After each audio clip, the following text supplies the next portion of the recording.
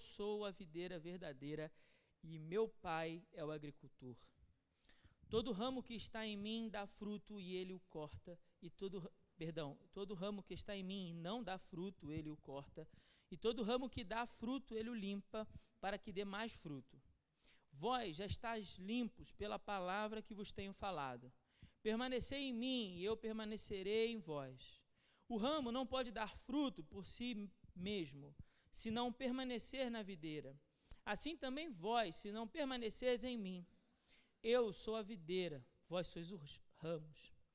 Quem permanece em mim e eu nele, esse dá muito fruto, porque sem mim nada podeis fazer. Quem não permanece em mim é jogado fora e seca, a semelhança do ramo. Esses ramos são recolhidos, jogados no fogo e queimados. Se permanecerdes em mim e as minhas palavras permanecerem em vós, pedi o que quiseres e vos será concedido. Meu Pai é glorificado nisto, em que deis muito fruto, e assim sereis meus discípulos. Como o Pai me amou, assim também eu vos amei. Permanecei no meu amor. Se obedecerdes aos meus mandamentos, permanecereis no meu amor, do mesmo modo que eu tenho obedecido aos mandamentos de meu Pai, e permaneço no seu amor. Eu vos tenho dito essas coisas para que a minha alegria permaneça em vós e a vossa alegria seja plena. Vamos orar? Pai, obrigado, Senhor, pela tua palavra. Pedimos, Senhor, que no nome de Jesus, teu Espírito Santo fale conosco, que os nossos ouvidos estejam abertos, que os nossos olhos, ó Pai, estejam abertos, nossos ouvidos estejam atentos à tua voz, que nosso coração se torne como aquela boa terra, onde a boa semente da tua palavra é semeada, e essa terra produz fruto a 30, 60, a 100 por um. Pedimos que no nome de Jesus, nosso coração seja livrado nessa noite de todo espinho, de toda pedra, de toda erva daninha, de tudo aquilo que impede que a tua semente em nós possa produzir muito fruto, para que no nome de Jesus, nosso coração possa encontrar a tua palavra nessa noite, e que a tua palavra, ao encontrar o nosso coração, possa produzir vida em nós. Nós oramos assim para a glória do teu nome e no nome de Jesus. Amém. Os irmãos podem se assentar.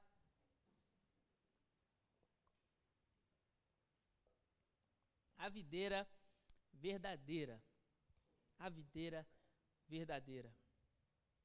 Bom, o texto de João, capítulo 15, tem alguns detalhes muito interessantes. Eu queria que você mantivesse sua Bíblia aberta para você poder ir acompanhando junto comigo. Primeiro detalhe aí que nos chama a atenção. A expressão eu sou. Você que está acompanhando essa série de mensagens sobre o Evangelho de João, já me ouviu explicar aqui que no hebraico, o verbo ser, na primeira pessoa do singular, né, não é conjugado. Então, por exemplo, se nós estivéssemos conjugando o verbo ser na primeira pessoa do singular, no português seria eu sou, certo? Eu sou. Mas no hebraico tem-se o cuidado de não pronunciar o verbo ser na primeira pessoa do singular. Por quê?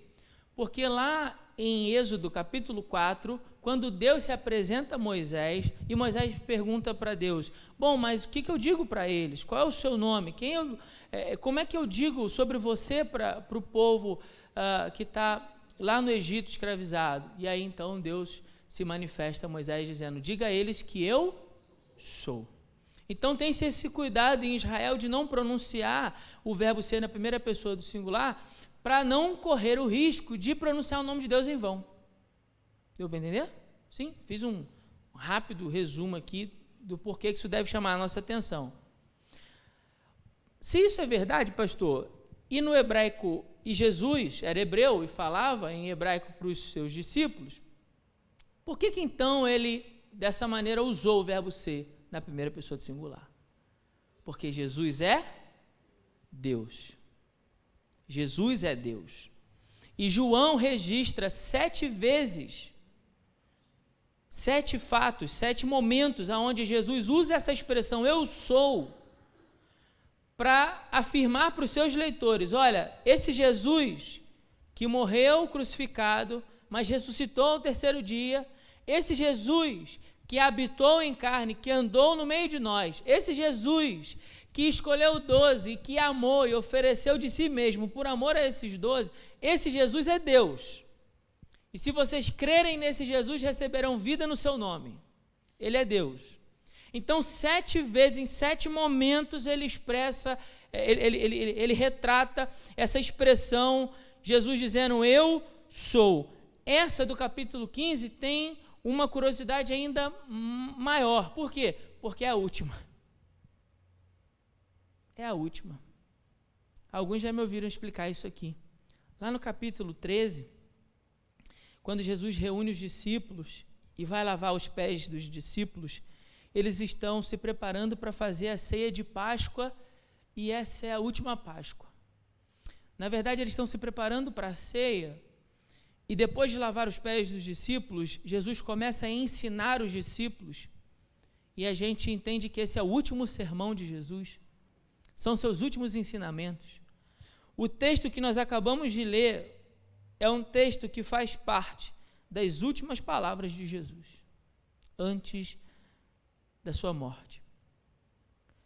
Jesus sabe disso. Veja só, no início do capítulo 13, o texto vai dizer assim, versículo 1, antes da festa da Páscoa, sabendo Jesus que já havia o quê? Chegado a sua hora. De quê? De passar deste mundo para o Pai.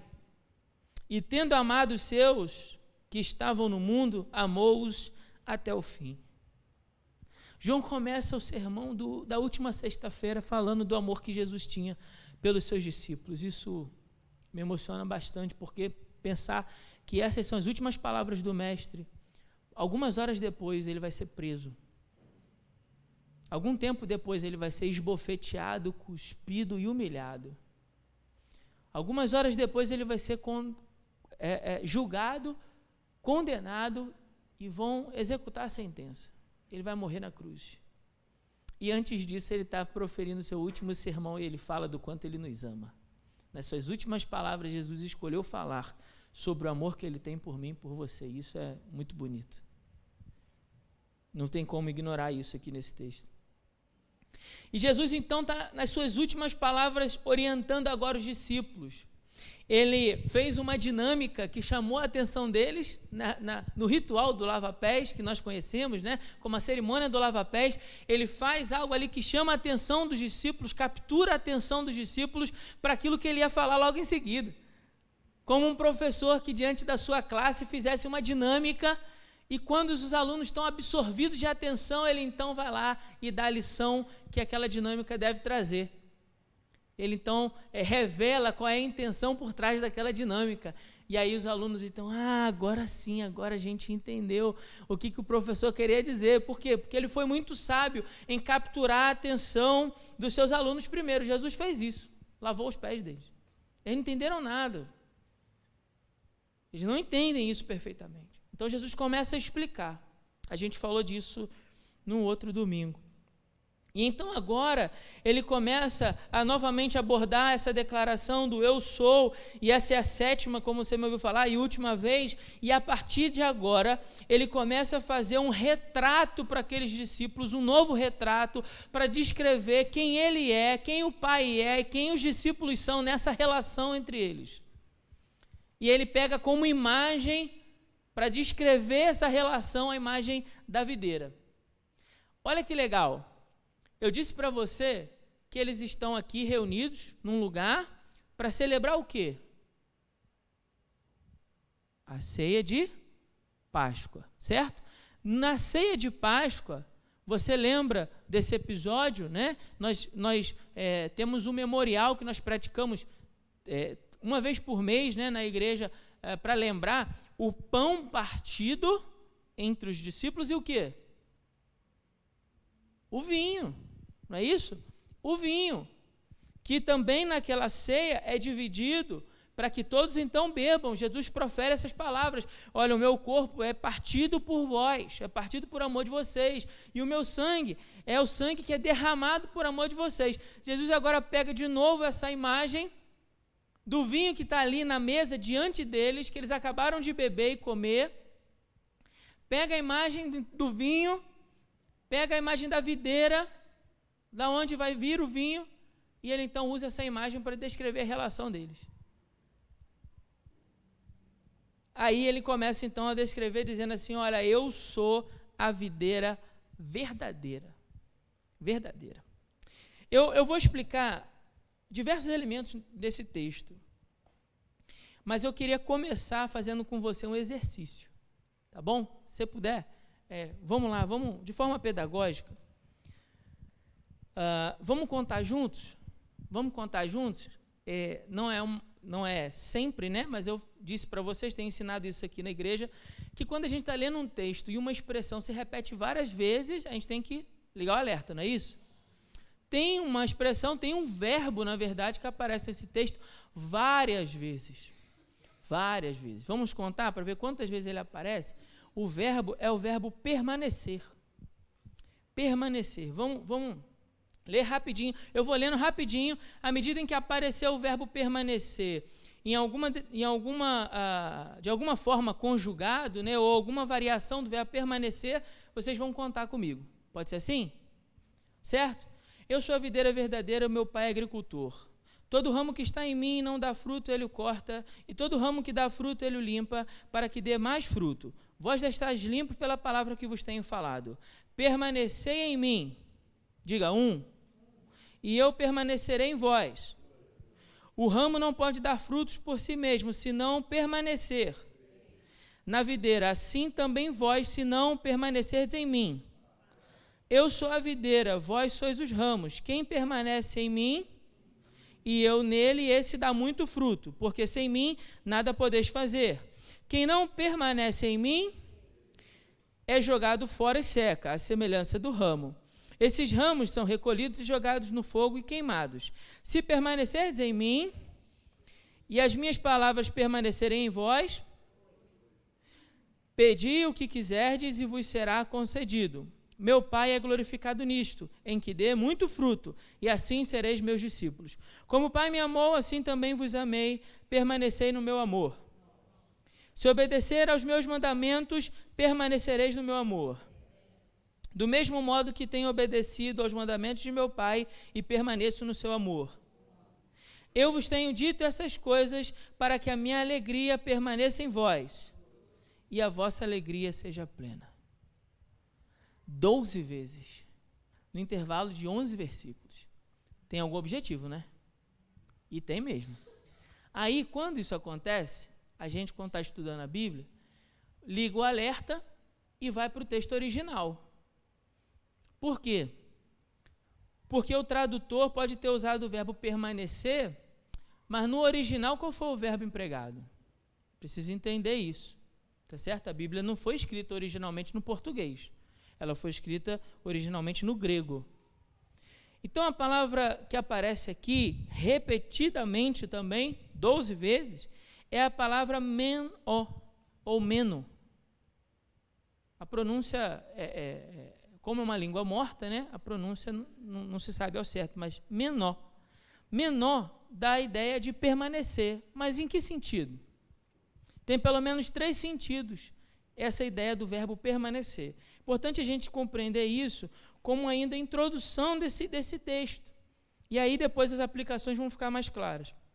Veja só, a primeira referência ao verbo permanecer, ela está ligada a um lugar. Permanecer num lugar. E permanecer, quando se refere a um lugar, significa residir, esperar, ser sustentado, ser mantido continuamente. Olha só que interessante. Ser mantido continuamente, ser sustentado. Não é assim o ramo?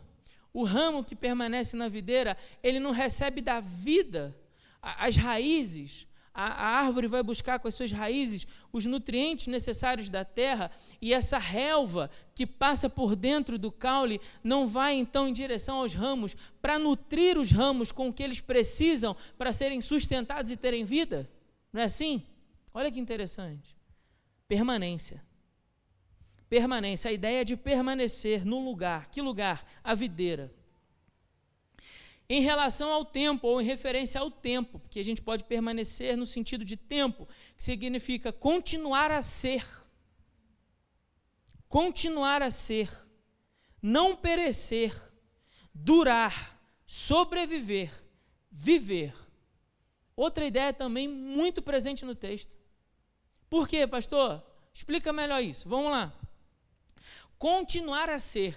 Várias vezes ao longo do texto nós vamos ver a expressão para que vocês sejam verdadeiramente os meus discípulos. Tem uma relação de permanência na videira.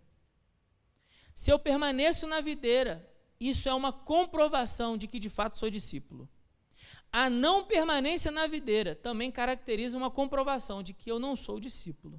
A ideia de permanecer é continuar a ser. Porque lembra o que eu disse? Essa é a última ceia. E na última ceia você vai lembrar que tinha um no meio deles que não era discípulo. Quem? Judas. E esse não permaneceu nesse momento da reunião. Nessa altura do texto ele já tinha, metido o pé, como diz o carioca, ido embora. Esse não permaneceu, mas 11 permaneceram. E Jesus está falando para esses 11, olha, continuem a ser, permaneçam, durem, sobrevivam, ou melhor, vivam. O texto também dá uma ideia de não continuar vivo, ou continuar vivo, a semelhança de que o ramo permaneça ligado à videira, ou que ele seja cortado. A partir do momento que ele é cortado, ele não tem mais vida nele.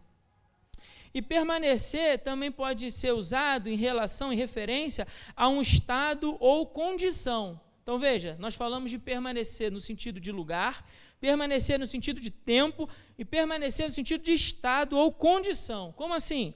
Permanecer de não se tornar outro, não se tornar algo diferente, mas também de esperar, de estar à espera de alguém. Eu estou numa condição que eu estou à espera de alguém chegar. Os discípulos também estariam à espera de quê? De Jesus voltar. Então permaneçam nos meus mandamentos, permaneçam no meu amor, porque eu vou voltar. Ele falou lá no capítulo 14, a gente já falou disso aqui. Então no capítulo 15, quando ele fala de permanência no sentido de condição, a gente entende bem, porque a gente passou pelo 14. Essa altura da conversa ali na sexta-feira à noite, eles já falaram sobre isso também. Bom, só para a gente poder entender um pouco melhor essa parábola. E aí agora vamos às expressões que aparecem no texto e vamos definir cada expressão, ou vamos conceituar cada expressão. A primeira expressão é a videira verdadeira. Então há uma videira e há um qualificador. Não é qualquer videira, mas é a videira verdadeira. Poderia ser uma videira falsa, né? Por que João vai fazer a questão de dizer que é a videira verdadeira? Aí a gente tem que ligar o alerta. Por quê? Israel, à luz de... Não vou ler todas as referências, tá, irmãos? Depois, se vocês quiserem, pode anotar para abrir em casa. Mas Salmo 80, verso 8, Salmo 80, verso 19, Isaías 5, do 1 ao 7, Jeremias 2, versículo 21, e muitas outras referências vão dizer que a videira do passado era o povo de Israel. Essa era a videira no passado, o povo de Israel. O povo que Deus escolheu para ser seu e abençoar as outras nações. Mas a Bíblia vai dizer que em Jesus, Deus começou um novo Israel. Um novo povo separado para si, e esse povo é a igreja. Então Jesus é a videira verdadeira porque ele é a videira do presente. A videira do passado é Israel, mas a videira do presente é o próprio Senhor Jesus. Aqui a gente não vai admitir nenhuma espécie de cópia ou imitação fraudulenta, né? A gente precisa de quem? Da videira verdadeira. A gente precisa de Jesus. E em Jesus nós também fomos separados.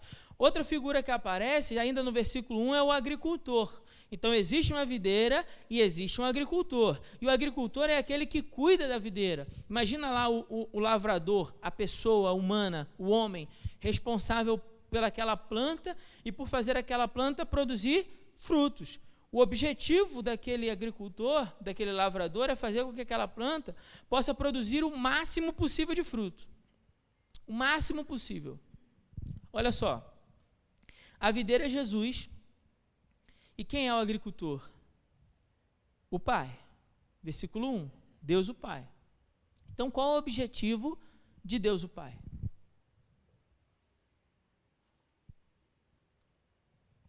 Fazer com que a videira produza o máximo possível de fruto, certo? Essa é a recompensa do agricultor, não é isso? Olhando para o homem do campo, qual é a recompensa? Fazer com que produza o máximo possível de fruto naquela terra. O Pai também tem esse objetivo. E aí, olha que interessante, o texto vai dar para a gente uma progressão. Sei que se você já reparou isso nesse texto, mas tem uma progressão aqui. Olha só, no verso 2, acompanhe na sua Bíblia, vai dizer assim, ó: todo ramo que está em mim e o que? Não, estão acompanhando? Não dá fruto. Esse é o primeiro estado. O estado de quê? De não dar fruto. Olha só, vai acompanhando, ó. O primeiro estado, não dá fruto. Aí eu disse para você que tem uma progressão aqui. Aí ele fala assim, ó: ele o corta. E todo ramo, segundo estado, que faz o quê? Que dá fruto. Ele o limpa, para que, terceiro estado, faça o quê? Dê mais fruto. Então, olha como é que tem uma progressão.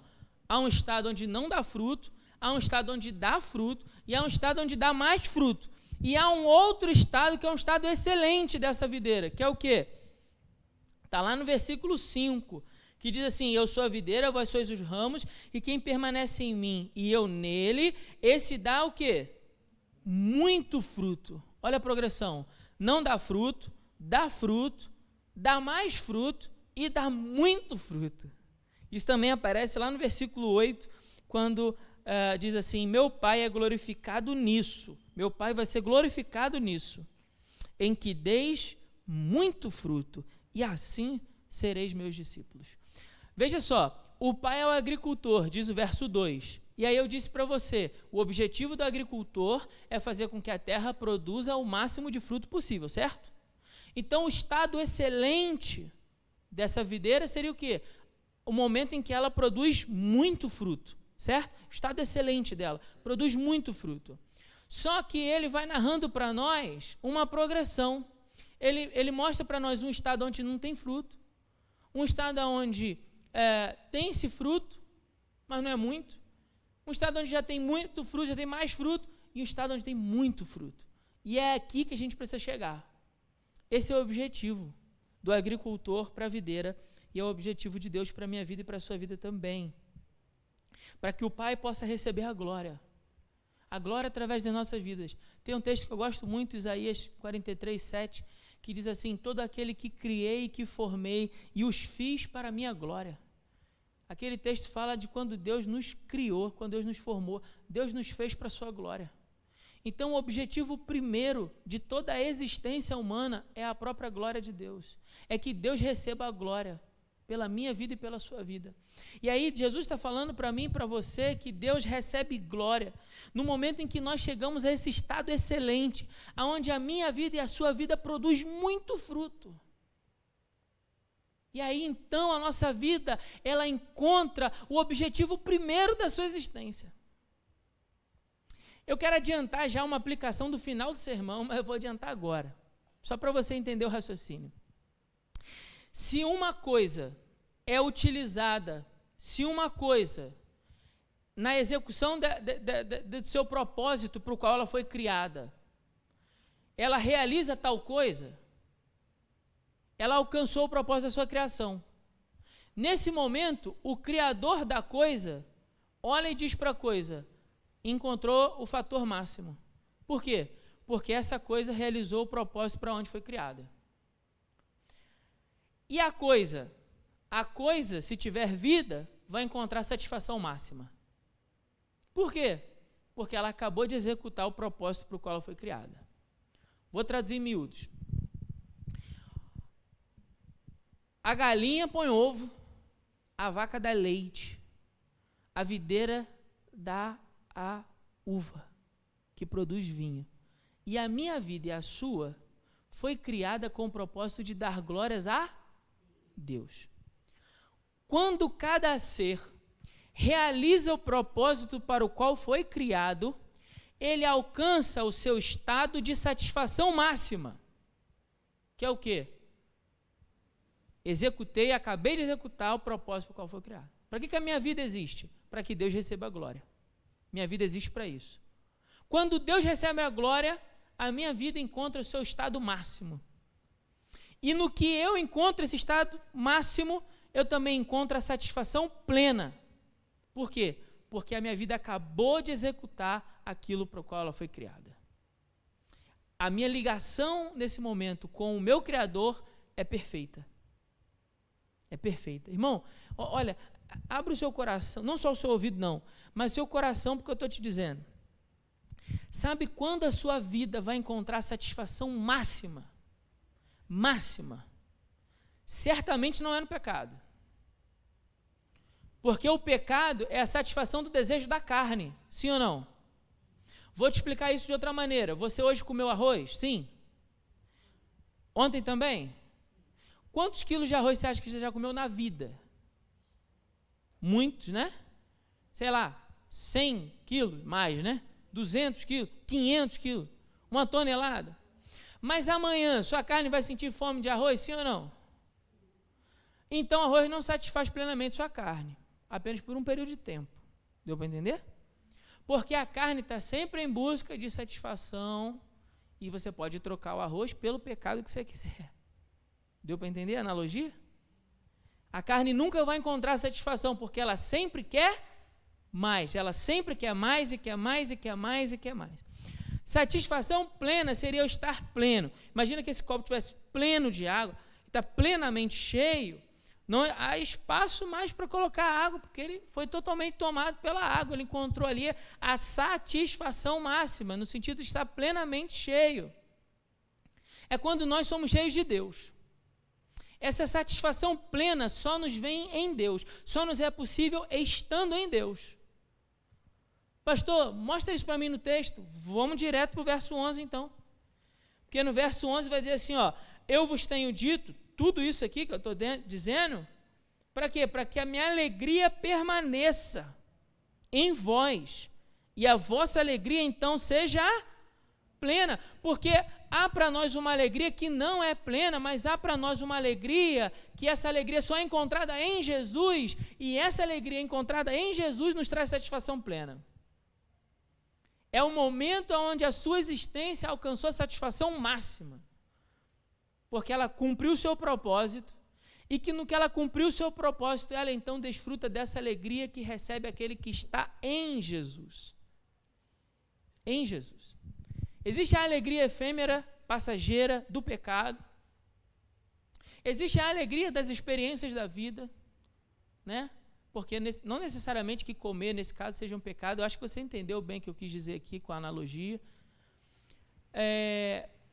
Existe a alegria de você, por exemplo, viver uma experiência de um filho que nasce, o casamento, o amor, uma viagem. Existe essa alegria, e está tudo certo, não há pecado nenhum nesse tipo de alegria. Mas Jesus está falando de uma alegria que tem um qualificador. Isso tem que fazer diferença para mim e para você, para a gente entender isso.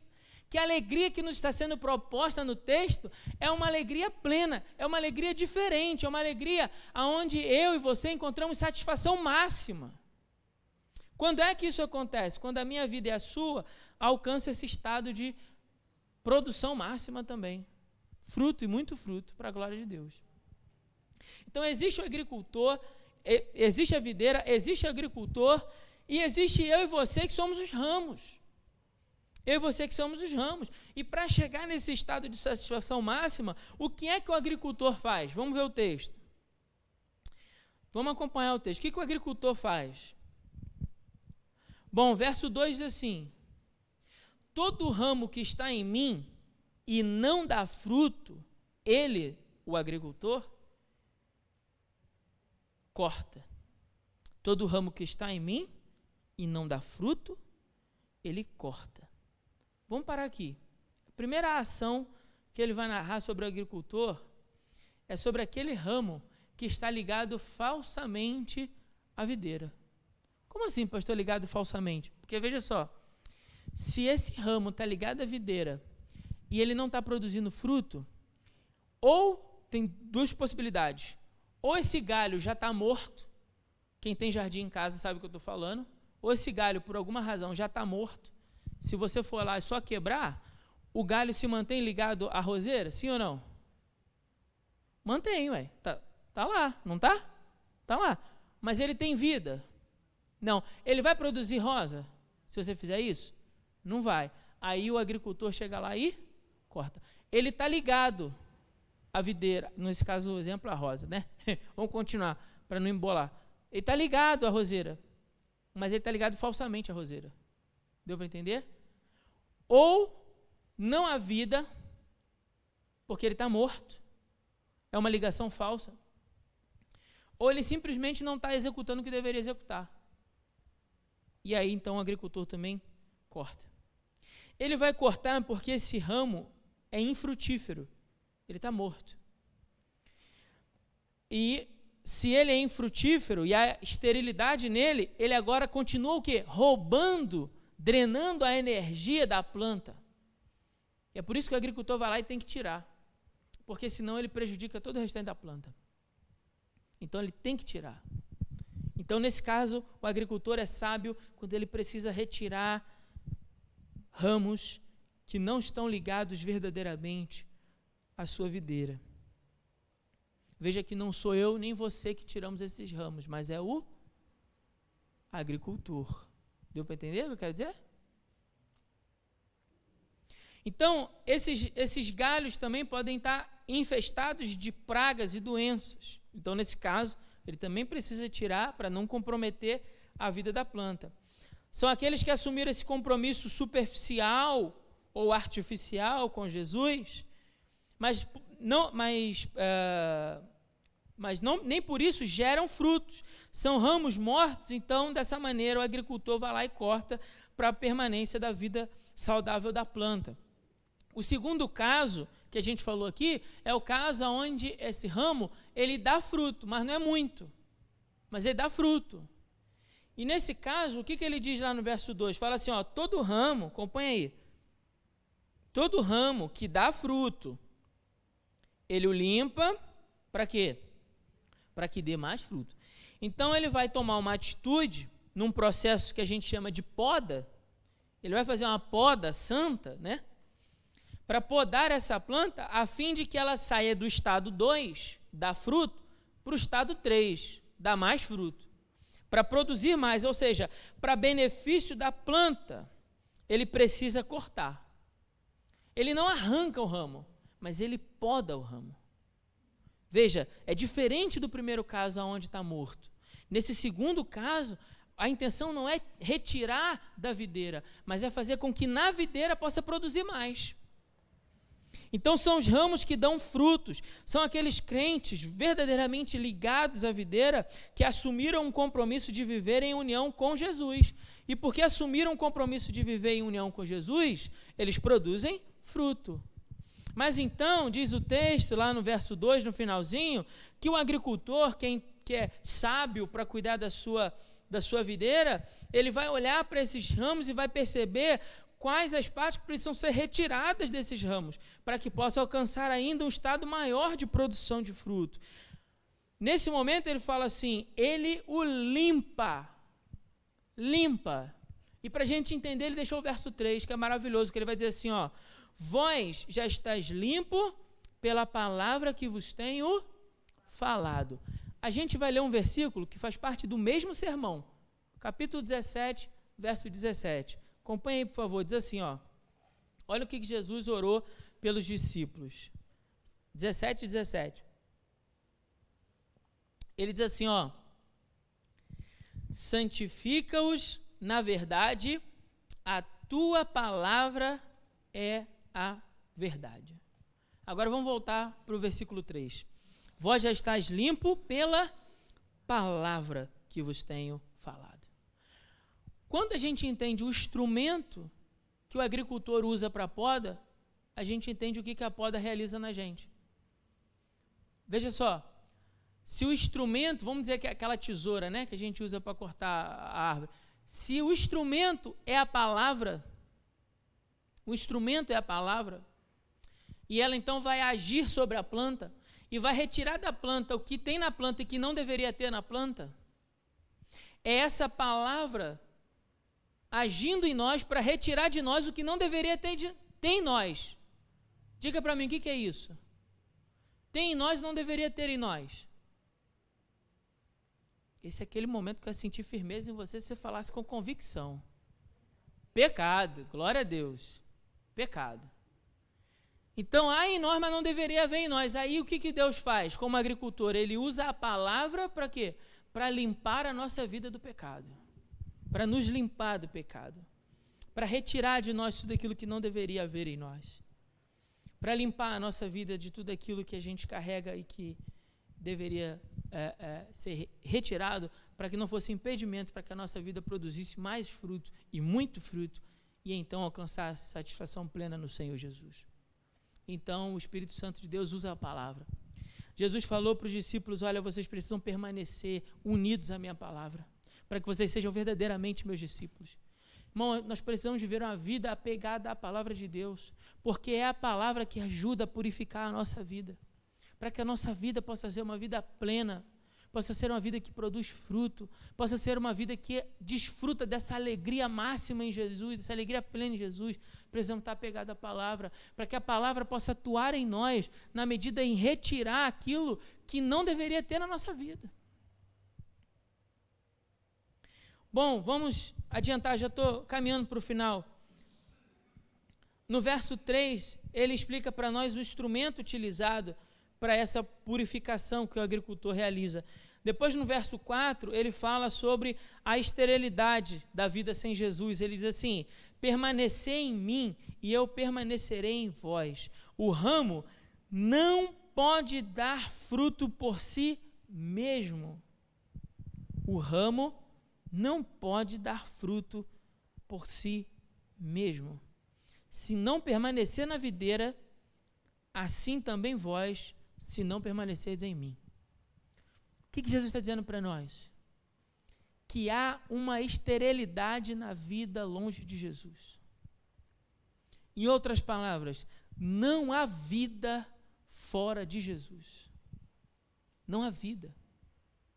Esse é um ramo morto. Esse é um ramo que nada pode produzir se não permanecer na videira. Nada pode produzir. Ele está falando de uma vida vazia de significado. Está falando de uma vida vazia da alegria plena. Está falando de uma vida que não vale a pena ser vivida. Por quê? Porque é uma vida em que não realiza o propósito para o qual ela foi criada. Você já me ouviu falar isso aqui? A vida que vale a pena ser vivida, a vida onde nós encontramos satisfação plena, a vida onde nós encontramos o estado máximo de alegria, de contentamento, é a vida realizando os propósitos de Deus para mim e para você. Mas a vida longe desses propósitos de Deus é uma vida vazia. É uma vida que você vai passar tempo da sua existência e não vai se orgulhar de viver essa vida. Você vai dizer assim, bom, aqui está meus 80, 100, 120 anos que seja, mas ainda não encontrei neles contentamento. Por que não encontrei neles contentamento? Porque eles foram dias vividos longe da existência para o qual fui criado, do propósito para o qual fui criado. Longe dessa alegria plena e desse contentamento que só nos é possível conceber em Jesus. Então, essa é uma vida que não vale a pena. Há uma esterilidade nessa vida longe de Jesus. O apóstolo Paulo vai dizer em Efésios capítulo 2 que a vida longe de Jesus é uma vida onde nós estamos mortos. Mesmo podendo andar por aí, mesmo podendo falar por aí, mesmo podendo ouvir, abraçar, tocar, comer, dormir, por aí, nós estamos mortos. É uma vida vazia dessa alegria e dessa vida que vem de Jesus. Aí no verso 5, ele vai falar de dependência. Se no primeiro momento ele fala sobre a esterilidade da vida sem Jesus, depois ele fala dessa dependência da vida em Jesus. Ele fala, eu sou a videira e vocês são os ramos. Quem permanece em mim e eu nele, esse dá muito fruto. Por quê? Porque sem mim, nada podeis fazer. Poderíamos resumir o versículo numa palavra, dependência. Pastor, eu não quero viver uma vida sem sentido. Pastor, eu não quero viver uma vida vazia de alegria. Pastor, eu não quero viver uma vida triste. Pastor, eu não quero viver uma vida onde eu vou passar os meus anos e não vou ter neles contentamento. Pastor, eu quero viver uma vida onde eu olhe para trás e tenha alegria. em celebrar a vida, em celebrar que eu vivi nessa terra, não apenas muitos anos de vida, mas muita vida em cada ano, pastor. Eu quero poder olhar para trás e dizer assim, olha, valeu a pena cada mês, cada dia, cada ano que eu vivi, cada década que eu vivi, porque nesses anos encontrei satisfação, alegria plena, contentamento. Eu tenho consciência de que realizei os propósitos dos quais fui criado. Bom, a palavra para isso é dependência. Você precisa encontrar e compreender que você depende de Jesus, porque ele fala aqui, porque sem mim nada podeis fazer. Eu e você não podemos alcançar essa vida por nós mesmos. Olha, eu sou a videira, vós sois os ramos. Quem permanece em mim e eu nele, esse dá muito fruto, porque sem mim nada podeis fazer. Dependência. Bom, verso 6. Quem não permanece em mim é jogado fora e seca. A semelhança do ramo. Esses ramos são recolhidos e jogados no fogo e queimados. Poderíamos também resumir esse versículo numa palavra: morte. Condenação. É o estado daqueles que não receberam o Senhor Jesus como seu Senhor e Salvador. O seu fim será o quê? Serem queimados, serem jogados fora, assim como o ramo que não deu fruto. Verso 7 diz, permanecei em mim, eu permanecerei, e as minhas palavras permanecerem em vós. Pedi o que quiseres e vos será concedido. Fala da nossa oração com intimidade. Fala da nossa oração ser atendida. Fala de um nível de comunhão, aonde, olha bem o que eu vou te falar em rápidas palavras, isso aqui daria assunto para uma mensagem inteira, mas fala de um nível de comunhão tão intenso, aonde eu peço exatamente o que Deus quer para mim. Deu para entender? E eu peço tão exatamente o que Deus quer para mim, que Ele imediatamente faz o quê? Responde. Olha o que diz o texto. Se permanecerdes em mim, ó, essa ligação com a videira, e as minhas palavras permanecerem em vós, eu compreendo o que Jesus deseja para a minha vida, eu vou então pedir a Ele, e esse pedido será conduzido por quê? Por uma vida em Jesus e por um conhecimento da vontade de Jesus. Esse pedido, guiado por essa vida em Jesus e por o conhecimento da vontade de Jesus, é um pedido que vai a Deus e ele é o quê? Concedido. Concedido. Aqui daria assunto para a gente falar bastante, mas eu tenho que avançar. Mas é por isso que muitas vezes a minha oração não é atendida. Ou porque eu não permaneço em Cristo Jesus, ou porque o meu pedido não tem a ver com aquilo que Deus deseja para a minha vida. Claro, tem outros motivos? Tem. Mas esses são dois motivos que o texto declara para mim. Porque se eu permaneço e as palavras dele permanecem e meu pedido é concedido, ato contínuo, a lógica inversa também é verdadeira. Se eu não permaneço e as palavras não permanecem em mim, o meu pedido também o quê? Não será concedido. Faz sentido? Amém? Verso 8. Meu Pai é glorificado nisso, em que você dê muito fruto, e assim sereis meus discípulos. A palavra aqui é comprovação. O que comprova que sou um discípulo de Jesus? Em que eu dê muito fruto. Como o Pai me amou, assim também eu vos amei. Se tiver a caneta aí, risca isso aí na sua Bíblia. Eu vos amei. Só isso. A gente podia ter aberto a Bíblia, ter lido essa expressão, ter orado, ter ido para casa. A gente já teria um recado maravilhoso de Deus para nós nessa noite. Saber que Jesus nos ama. Eu vos amei. Jesus me ama e ama você. Ele fala, permanecer no meu amor, permanecei no meu amor. Se obedeceis aos meus mandamentos, permanecereis no meu amor. Como é que eu permaneço no amor de Jesus? Obedecendo aos seus mandamentos. E no meu amor, do mesmo modo que eu tenho obedecido aos mandamentos de meu Pai e permaneço no seu amor. E eu vos tenho dito todas essas coisas para que a minha alegria permaneça em vós e a vossa alegria seja plena. E aí você já me ouviu explicar isso aqui e aqui eu termino. Do que Jesus está falando nesse verso 11? De uma alegria e contentamento que só descobre aquele que vive uma vida ligada a Jesus. Esse verso 11 está falando da importância de eu permanecer em Jesus, para que aí então eu encontre a alegria que essa vida pode proporcionar para mim.